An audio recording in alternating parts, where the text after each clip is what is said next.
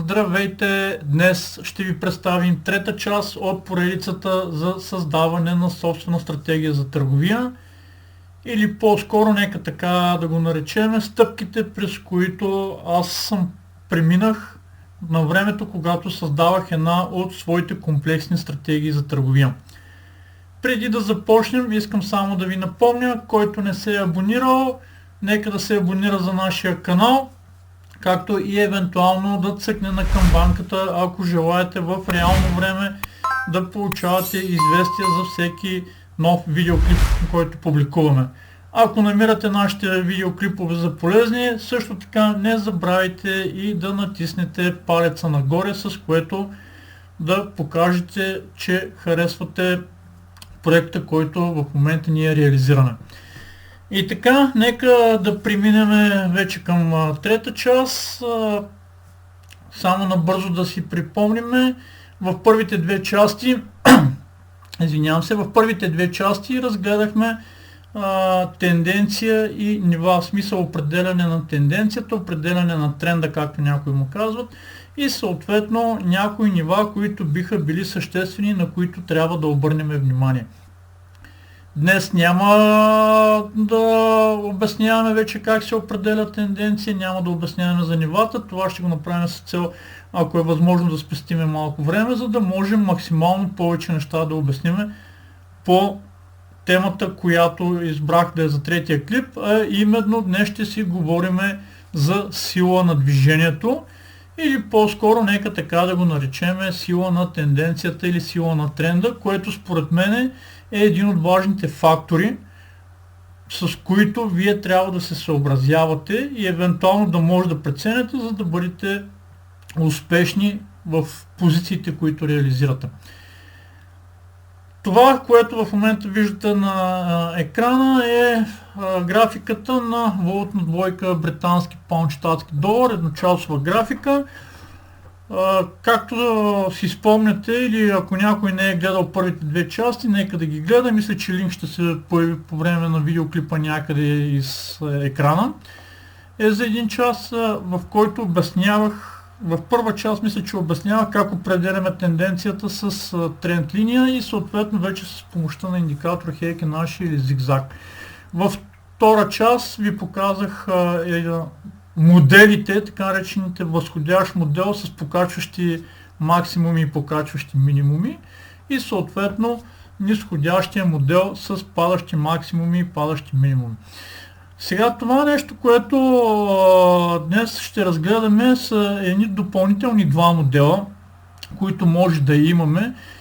И това е когато вече имаме образуване на така наречената подкрепа и така наречената съпротива и спрямо тенденцията, която е в движението, се образуват технически, мисля, че хората, които се занимават с технически анализ, на това нещо му казват възходящ триъгълник или нисходящ триъгълник. Възходящ триъгълник имаме, когато примерно движението прави нещо ето такова, върви нагоре, пада додолу, след което върви догоре, но стига до предходния максимум, има по-висок минимум и така това нещо, когато свържем всички основни точки, значи ако приемем, че направим една тренд линия, ето така, с някакво ниво на съпротива, ето така, сами виждате как се получава, погледнете крайните граници, как се получава един възходящ триъгълник.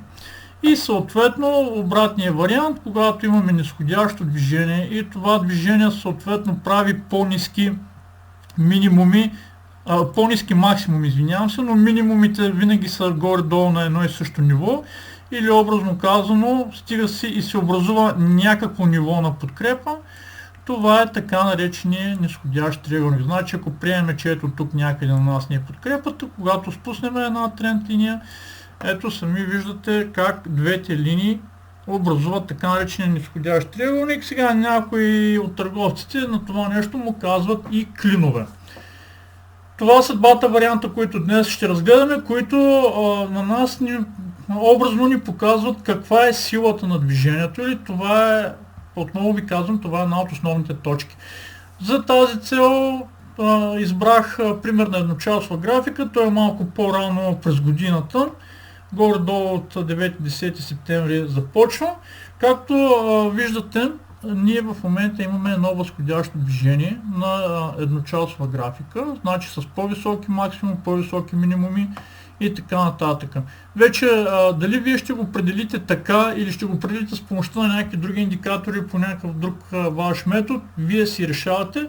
Важно е вие правилно да сте определили тенденцията, за да може в последствие евентуално и правилно да прецените каква е силата на тази тенденция.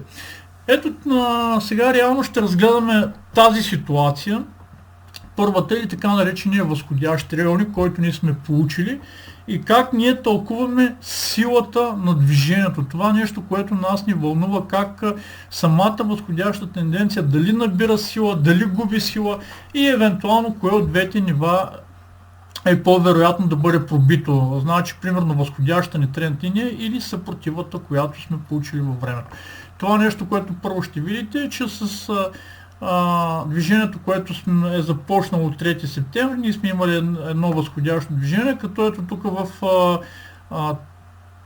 този участък сме имали и така нареченото неутрално движение или зона на рейндж, по която ние сме си нарисували една зона. Мисля, че много добре виждате тази зона. И вече тази зона за нас тя започва да бъде важна от към гледна точка с това дали тя ще бъде пробита и след като бъде пробита, след време цената как ще реагира на нея. Понеже освен основните нива, за това за което говорихме в първите две части, отново искам да ви напомня един вид цената, нека така да го кажем, цената има памет.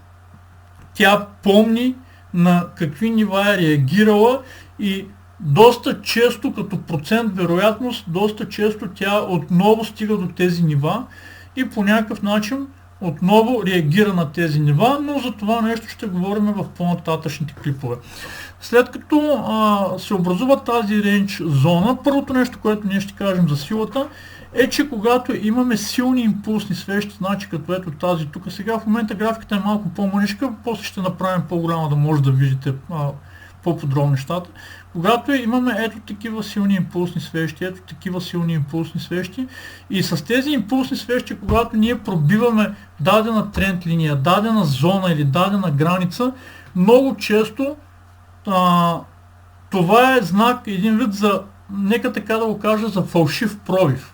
Значи пробива на граница на ниво на подкрепа съпротива тренд линия или там какъвто е модела, пробива, истинския пробив обикновено става с стабилно движение. Значи по стабилно движение имам предвид нещо ето такова, ако може да видите. Вижте как реално погледнато няма много силни импулсни свещи, цената си върви нагоре.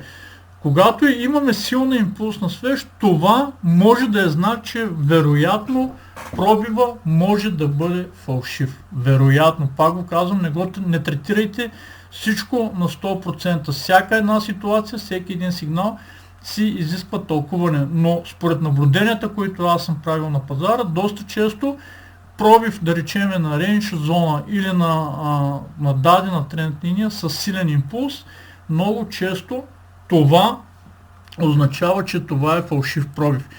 Без значение дали примерно този импулс в последствие ще бъде покрит. Възможно е една част от него да бъде покрит, в последствие да продължи малко нагоре, след което цената отново да се върне. Ето такъв пример може да видите.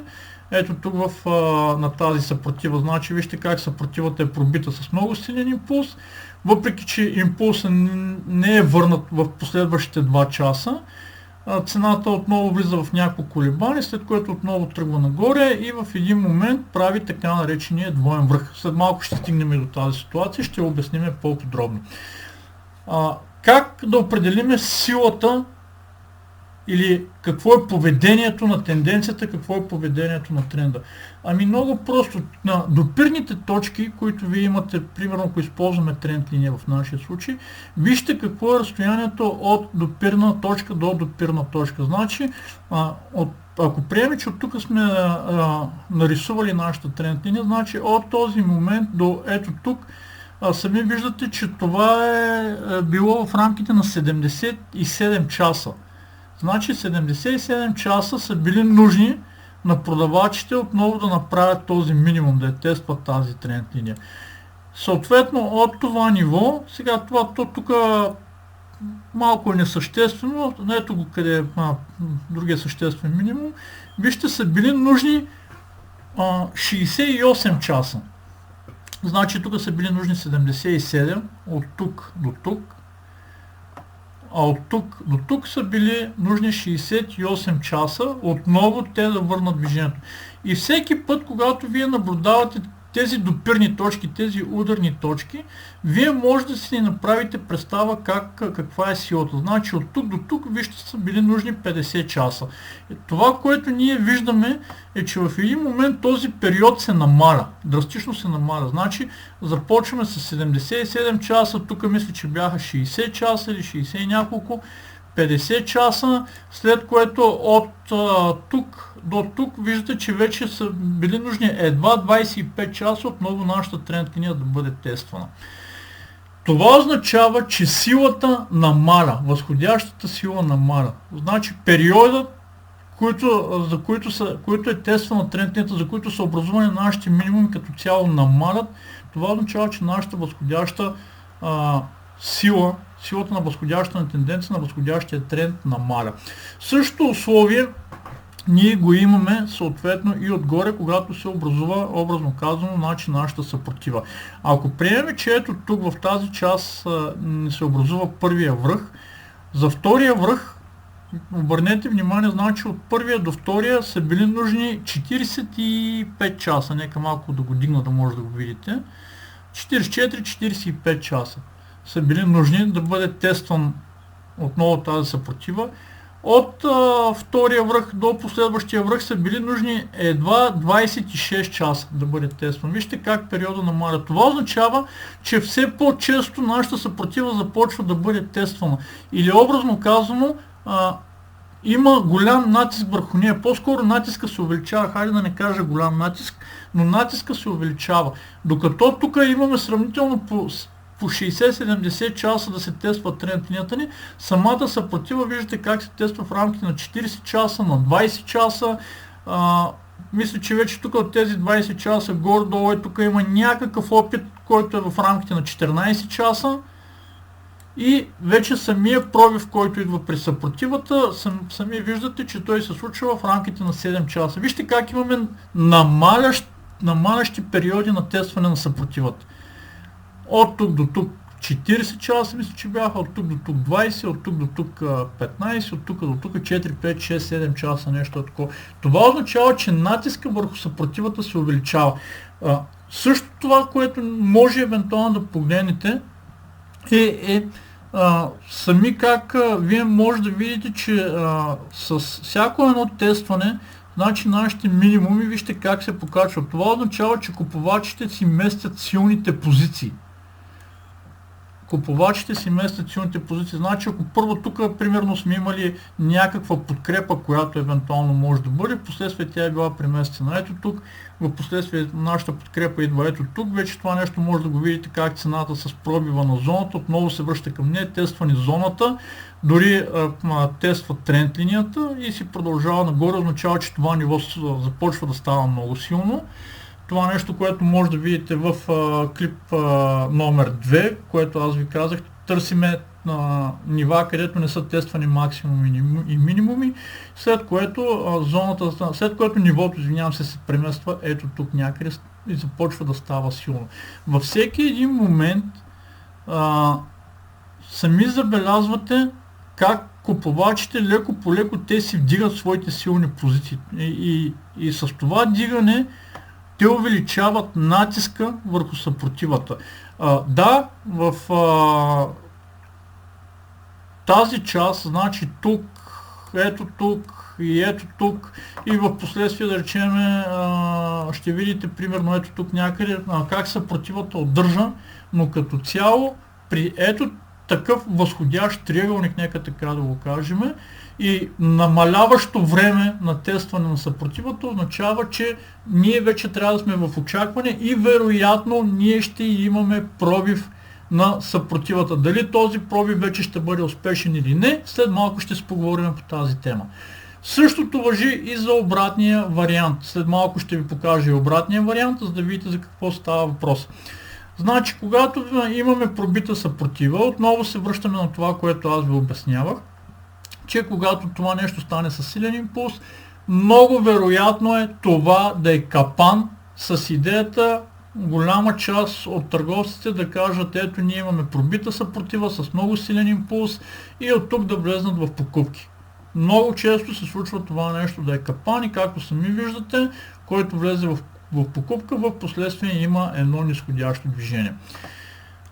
След като проследиме тази ситуация, евентуално тук начинаещи търговци, дори аз това не бих го взел, в интерес наистина, тук не бих влезнал в покупки, изчаквате да видите как цената ще реагира на тази съпротива, която е била. Значи търсиме нещо от рода на тест, ретест на съпротивата, за да може да прецениме дали този пробив наистина ще бъде истински и дали няма нашата съпротива, както много често се случва, когато тя бъде пробита, да се превърне в подкрепа и обратно, когато подкрепата бъде успешно пробита, да се превърне в съпротива. И ако изчакате, тук не бързате, въпреки че вие сте във възходящ модел, значи покачващи максимуми и минимуми, ако тук изчакате, както и трябва да направите във връзка с този импулс, за да видите как цената ще отреагира на ето това ниво, вие ще избегнете вероятността да направите грешни покупки, с което бихте реализирали и загуби. Много често, аз съм получавал съобщения и хората ме питат, окей, но примерно ние имаме един възходящ канал. Ето го примерно, нека така да ви го кажа, възходящия канал. Виждате ли как има един симетричен възходящ канал, който единия си върви горе-долу по минимумите, другия си върви горе-долу по максимумите. Сега не гледаме точно перфектно да нарисуваме всичко, но дори да имаме възходящ канал, ето самия възходящ канал, той в момента се тества. Това означава, че вие тук не трябва да влизате в покупка, евентуално трябва да изчакате реакцията на ето тази зона. Но вътре в самата зона, ние вече, вътре в самия канал, извинявам се, ние вече имаме образувана и съпротива. Вие трябва да се съобразите и с нея. И ако според тези правила, примерно от тук до тук, тестването на възходяща зона ни е 44 часа и от тук до тук тестването е 48 часа, примерно имаме някакво стабилно възходящо движение, то когато добавите вече втория фактор, ето тук тази намаляща сила, която имат продавачите и един вид да удържат този натиск, трябва да сте наясно, че е възможен някакъв пробив. В последствие този пробив вече дали е успешен или не, има си начини да бъде съответно да бъде разбран, да бъде определен дали е успешен или не. И по същата логика, след като цената връща, по някакъв начин опитва се тук да речем да отреагира на нашата съпротива, точно не стига до нея, отново стига до възходяща линия, съответно вече опитни търговци тук ще видят един двоен връх, в който разликата между този и този предполагаме някъде около 5-10 пипса или нещо такова подобно и биха направили една продажба, с която да речеме на база на ето този пин бар, който е в момента, нека да махнем линията, на ето този пин бар, който е в момента, съответно примерно да потърсят една контратренд сделка, с която да направят около 45-50 пипса. Но все пак ние сме във възходящ модел, това не е желателно за начинаещи търговци. Продължаваме да следиме каква е силата и с какво се променя силата на това нещо. Значи, колкото по-често започне едно ниво да се тества, това означава, че натиска върху него, силата върху него започва да става по-голяма и има вероятност това да бъде пробито. И в един момент, вече когато цената върне ето тук отново до това ниво, какво вече, примерно, ние трябва да знаем. Ето тук това, което гледахме, това е двоен връх. Това ниво и това ниво. Това е двоен връх. Това е информация, че движението ще върви надолу. Съответно, виждаме, че нашата съпротива, това тук се е оказал един вид, може би някакъв фалшив пробив. Нека така да го кажем. Сега той е в рамките на около 20-30 пипса, предполагам, от съпротивата до най-високата точка. Всъщност не е 20-30 пипса, приказвам глупости, това е около 60-70 пипса, но ако приемеме, че това е един вид все пак и някакъв, или хайде да не го казвам фалшив, някакъв временен пробив на база на определене на силата, ето тук вече, когато отново се тества тренд линията в ето тази зона, вие сами вече ще видите колко много начесто, вижте, значи то вече тук всеки един час, с изключение тук има някакъв промеждутък от може би 1 час след 2 часа, в които тренд линията, всеки един час цената започва да тества нашата тренд линия. Това означава, че силата на купувачите е свършила. Продавачите в момента са адски силни. Значи този пробив, който те са го допуснали, вижте, ето тук с тестването на съпротивата, ето в тази зона, ето тук някъде. Това означава, че те отново са си върнали позициите, които преди това са имали. Значи ето тук продавачите са били силни, са отвърнали на удара, ето тук продавачите са били силни, са отвърнали на удара и ето тук в момента те отново стават силни, понеже те са удържали този натиск, съпротивата си остава съпротива и в момента те налагат, обърнете внимание на всичките ето тези свещи, които са тук в момента. В момента продавачите налагат някакъв жесток и много силен натиск върху тренд линията. Това е силата, това е тълкуването.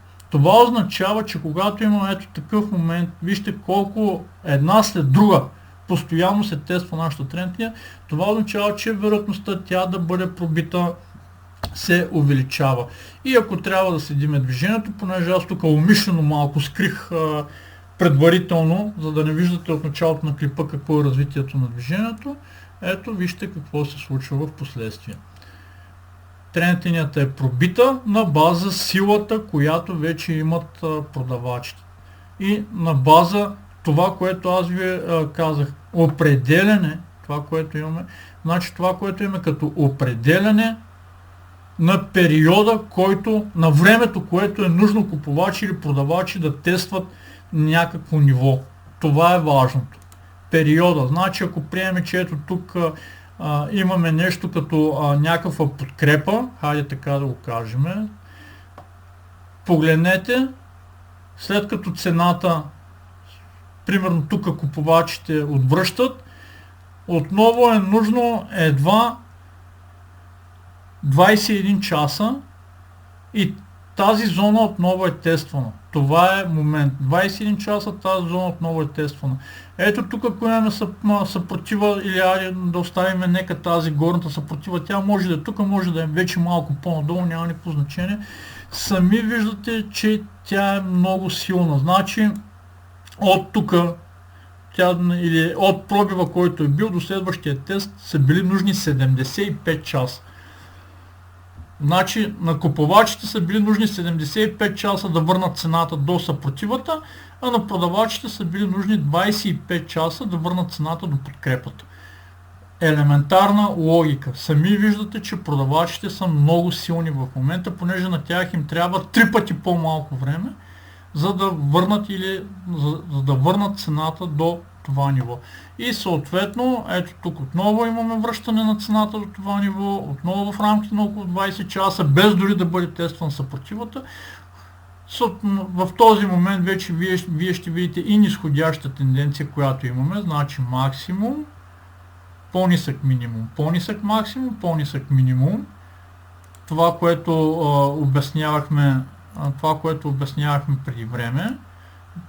Значи във втора част, мисля, че преди малко го обяснихме. Ето го нисходящия модел, който се образува.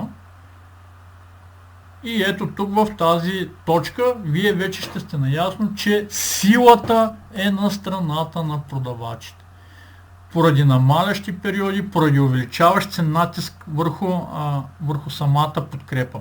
Сега много често една част от специалистите или от хората, които са с повече опит или литература, която сте чели, там примерно пише, че колкото едно ниво повече се тества, то толкова става по-силно, в което предполагам има някаква доза истина, но с времето, с движението, което аз следих, което съм следял, наблюдавал и така нататък, аз стигнах до извода, че не е толкова важно колко пъти едно ниво е било тествано, а е важно за какъв период от времето е било тествано. Това, което ви обяснявам в момента.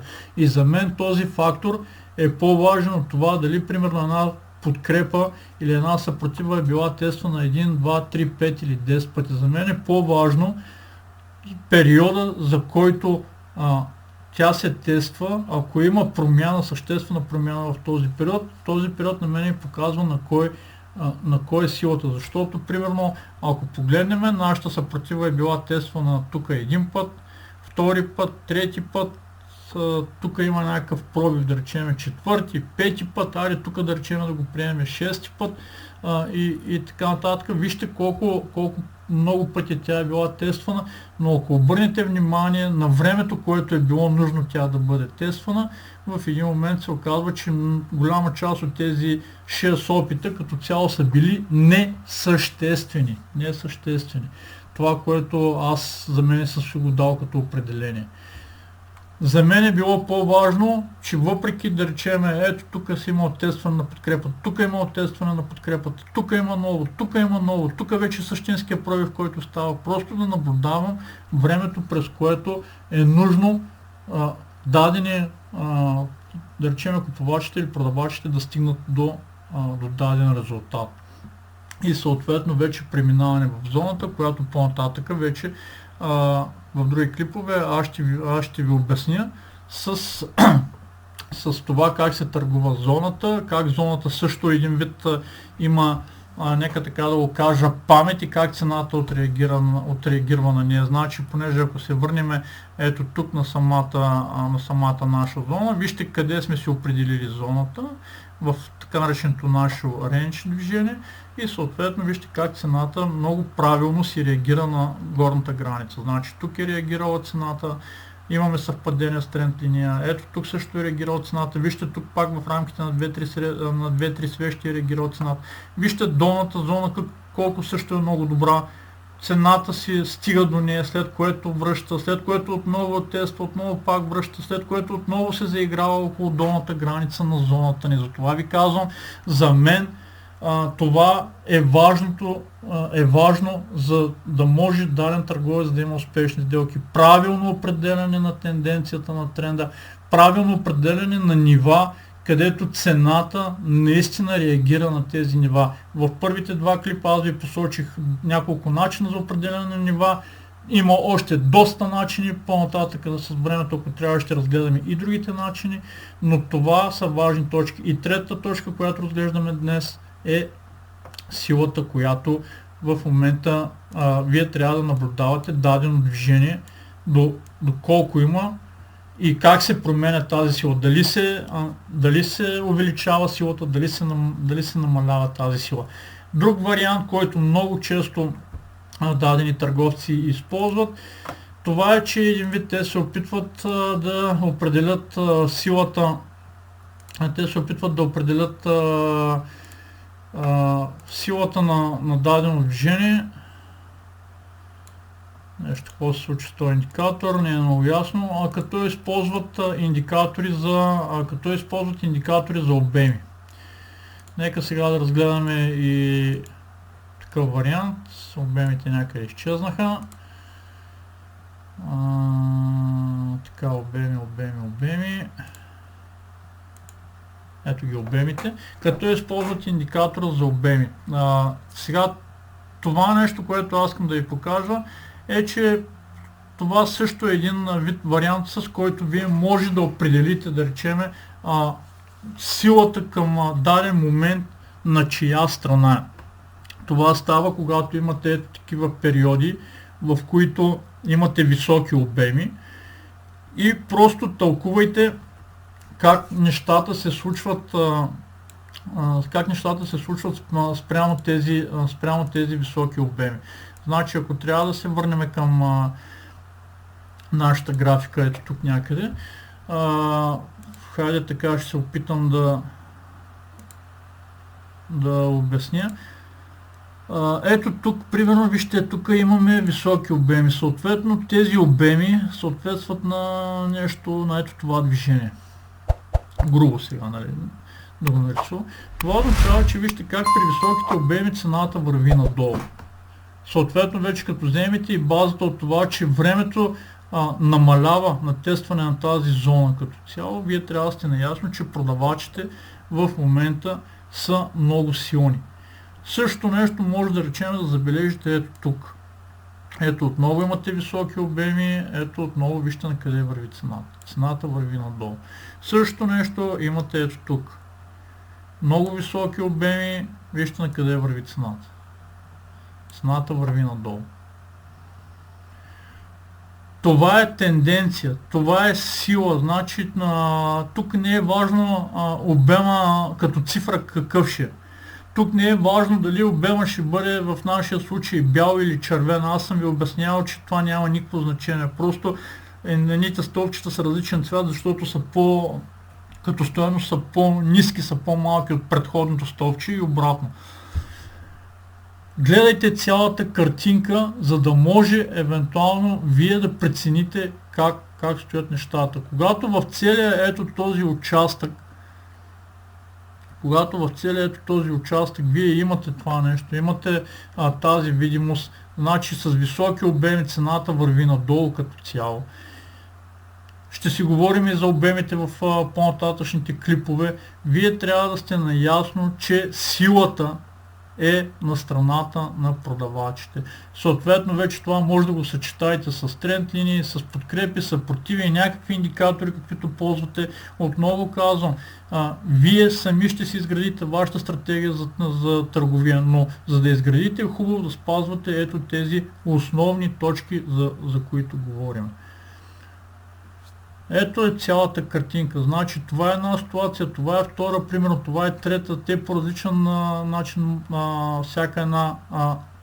всеки може да ги разглежда, но главното, основното е, че не това да си го гледате като отделно, това да си го гледате като отделна ситуация, това да си го гледате като отделна ситуация. Погледнете се да видите цялата картина, нека така да го кажа. Цялата ситуация, как в момента вървят нещата. И тогава, вече когато имате цялостна визия, вие ще сте наясно за какво става въпрос. Това като цяло са примерите. Нека само да премахнем този индикатор да ни пречи. Така, за да може да имаме по-голяма видимост. Това е един от основните методи. Вижте необходимото разстояние, необходимото време, което е било нужно дадено ниво да бъде тествано. И когато го съчетаете с тенденцията, която имате, вече вие ще прецените дали има вероятност тази тенденция, примерно да речем, да бъде променена, съответно, или да не бъде променена. Един ход, който аз мога да ви дам като пример от типа стратегия, примерно снайперистка стратегия, така да ви го кажа, това са стратегиите с такива ходове, които буквално нямате движение срещу вас, е входа, който вие имате примерно ето тук някъде, който може да направите, ето в тази зона. Значи тук вече имате промяна на модела, имате низходящ модел, имате тестване на съпротивата и не просто тестване на съпротивата, имате и един вид тестване и на тренд линията, примерно, да речем, ако трябва да я коригираме, нещо ето такова, примерно, ако трябва да е по минимум. Вижте как съвпадат горе-долу нещата. Сега тук има някаква разлика от 5, 10, 15 пипса, това не е толкова важно. Не гледайте 12 пипса, не гледайте всичко да е идеално. Третирайте нещата, мислете ги, тълкувайте ги. Ето тук в тази зона сами виждате как примерно има много тествания, хем едновременно хем на съпротивата, която сме имали, хем и на тренд линията. Значи имаме пробиване на тренд линията, имаме тест, това е ситуация на тест на нашата тренд линия. Значи тук примерно имаме тест, тук образно казано имаме нещо като ретест и сами виждате за какъв кратък период от време това нещо се случва. Значи откъде е почнал. Тук примерно един вид или хайде самия връх да вземем. Значи в рамките на 1 час от единия тест до другия връх са били в рамките на 3-4 часа. Това нещо е било тествано на няколко пъти. И вече когато имате опита, тогава правите и този снайперистки сигнал. Това са тези стратегии, които се казва, че сигналът е толкова перфектен, че нямате никакво движение срещу вас. Отново се извинявам. И когато видите ето тези свещи, примерно вече тук, или ето тази поглъщащата, нека ако може да го направя малко по-голяма графиката, за да може да видите хубаво. Ето тази поглъщаща свещ, която поглъща тази мъничката, това е вход за вас. Влизате и вижте движението, което е срещу вас е в рамките на 1 пипс. Съответно вашия стоп, ако е бил ето тук в рамките на 23, 25, хайде да го сложим, на 25 пипса, ако примерно вие сте сложили стоп 25 пипса, само до първи таргет, това с което съм ви казал, само до ето тук, вие правите 70 пипса. Тук вече, примерно, вие може да си излезете на първи таргет. Ако имате опита, може да си местите стопа, може да сложите паваш стоп, вече както прецените. Съответно, може да търсите втори таргет, горната граница на зоната ни, която е 100 пипса. Съответно, вече трети таргет, долната граница на зоната ни, която е в рамките на около 180 пипса. И ако хваните това движение при 25 пипса и 180 пипса, съответно таргет, значи ако постигнете това нещо, както сами виждате, тя цената се заиграва, дори продължава по-надолу, но няма да гледаме по-надолу. Това означава, че вие постигате едно много хубаво и много стабилно съотношение в рамките, да речем, на, кажи речи, 7 към 1. 7 към 1, ето тук. Продажба, ето тук, имаме си вече нисходящия модел, поглъщаща свеж, много кратък период, в който всичко се тества, това означава силата, след което цената тръгва надолу. Мисля, че горе-долу схванахте основната идея. Ако имате въпроси, отдолу под публикацията на клипа в групата ни във Facebook, много набързо само да погледнем, че отново мисля, че вървиме много напред във времето.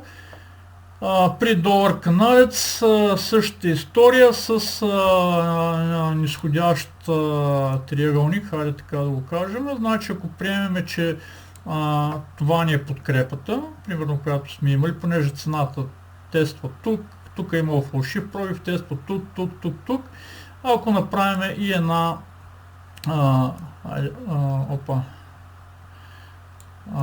груба тренд линия, примерно по максимумите, ето го, така наречения, ще се опитаме перфектно да го направим, ето го така наречения нисходящ триъгълник. Значи тази част,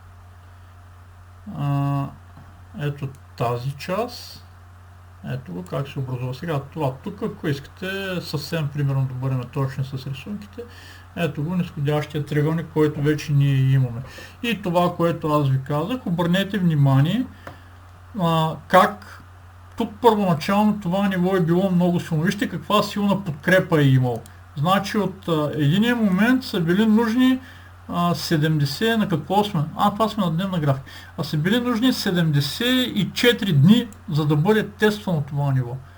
Но същевременно с времето вижте как продавачите си местят своите силни позиции от тук и по-надолу, и по-надолу, и по-надолу, и по-надолу, и по-надолу, което означава, че в момента силата е при тях.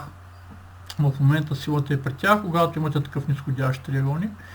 И в един момент, въпреки че тук като цяло периодите са били по-кратки, ето го съществения момент. Значи от тук до тук вижте как се увеличава, били са нужни 44 дни от този максимум да бъде отново тествана тренд линията и същевременно от тези 77 дни вижте за какъв период от време, много кратък период от време, в един момент постоянно, почти всеки ден е започнат да се тества нашата подкрепа. И това, което аз ви казах, когато това нещо става с ето такова стабилно движение, не с импулсни свещи, много често това е признак за успешен пробив. Много често това е признак за успешен пробив и както виждате, пробива е доста успешен и си върви надолу. И след самия пробив, преди корекцията, която е била, движението е направило 460 пипса. Това вече е успешен пробив. Ако тук имахме някаква много силна импулсна свещ, тогава вече трябва да внимавате, защото има вероятност това да е фалшив пробив. Това е елементарно определяне на силата. Колко време е нужно да се достигне дадено ниво. Когато това време драстично се съкрати, това означава, че силата е в тези, които са срещу това ниво.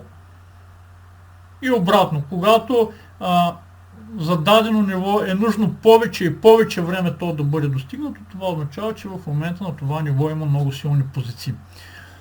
Това беше от мен за час трета. Отново направихме горе-долу един учебен час 40-45 минути.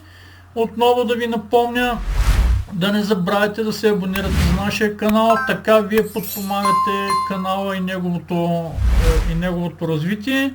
Надявам се да съм бил полезен с третия клип.